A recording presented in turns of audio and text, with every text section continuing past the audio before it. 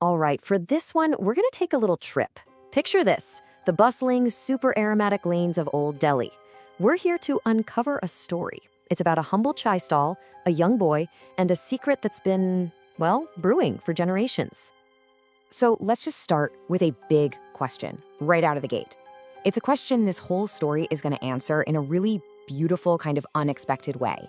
And that question is, what's the secret ingredient to real magic? Just keep that in the back of your mind as we go through this. Okay, so this right here is the heart of our story. A small chai stall, but it's not just any stall. It's been a local institution for 3 whole generations. It's run by a young man named Arjun and his wise grandfather, Dadaji. And yeah, their tea is famous, for sure. But people aren't just lining up for the flavor. Nope, they're coming for something else. Something a little more. And this is the exact moment when Arjun's curiosity just goes through the roof.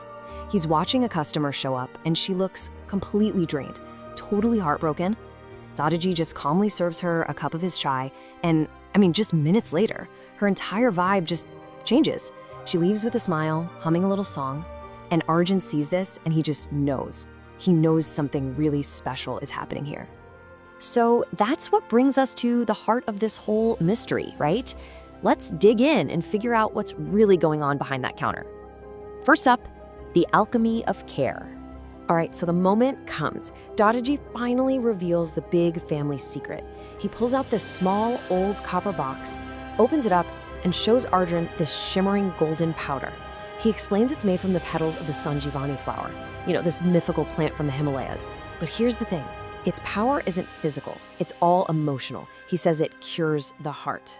Naturally, Arjun's first question is it magic?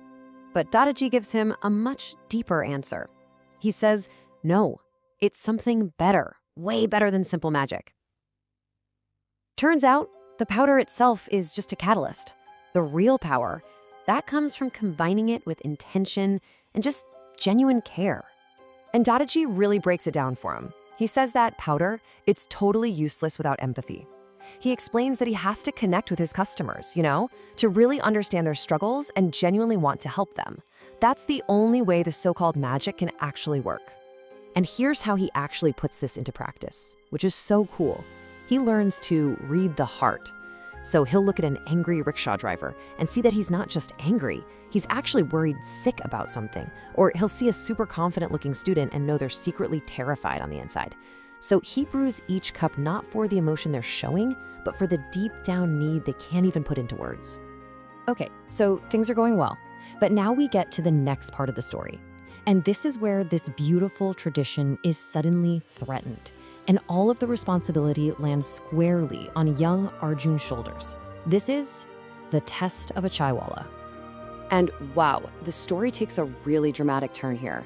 Dadaji suddenly collapses. His heart is weak. And from his hospital bed, he looks at 14-year-old Arjun and entrusts the entire operation to him. Can you imagine the weight of his family's legacy, the well-being of his whole community? It's all on him now. So, faced with this insane amount of pressure, Arjun doesn't panic. He does something incredibly mature for a kid his age.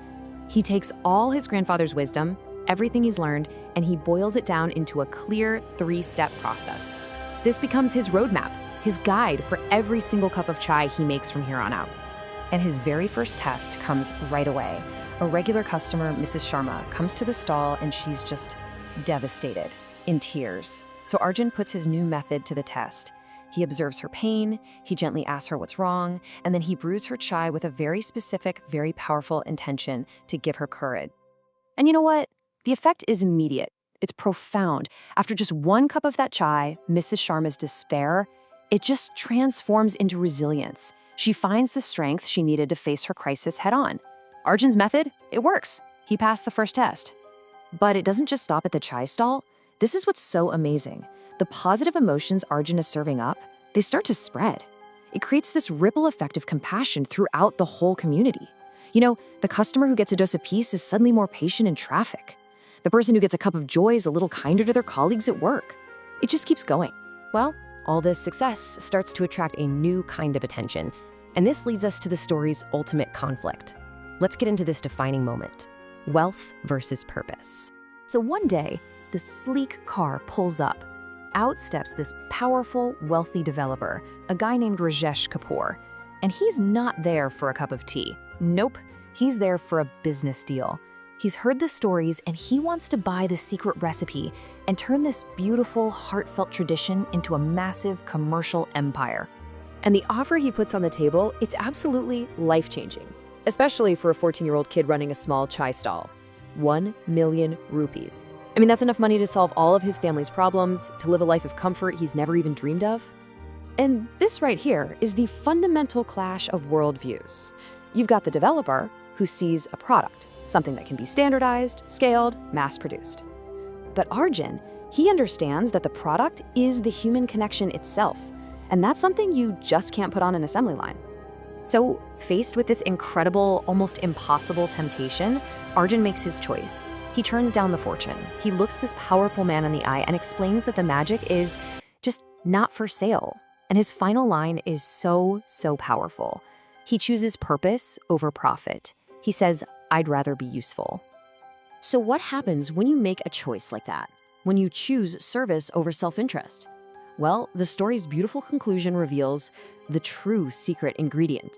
Literally, just after the developer drives away, this old holy man, a sadhu, approaches Arjun. And it turns out this man has a connection to the family. Arjun's great-great-grandfather once saved this sadhu's life with a cup of chai. And now, as a reward for Arjun's selfless choice, the sadhu gives him a small pouch. Inside, a lifetime supply of the precious Sanjivani powder. And before he leaves, the sadhu drops this profound piece of wisdom on him, which really just reinforces the moral of Arjun's decision. He says true wealth, it isn't what's in your bank account. It's in the lives you touch. The real value, the true richness in life, comes from the positive impact we have on other people. And the story fast forwards. Years later, we see Arjun now a father himself, and he's passing down the ultimate family secret to his own kids. He tells them, you know, the Sanjivani powder, that was never the real secret. The real magic, he says, has always been genuine, wholehearted care for other people. When you do anything in life for someone else, you do it with your whole heart. That's the real magic. And so that brings us all the way back to that question we started with. But now we see it in a whole new light. The story leaves us with a challenge, really. It's a challenge to look at our own lives, our own work, whatever it is we do, and to ask ourselves, what would happen? What might change if we started adding that secret ingredient, that genuine, intentional care to everything we do?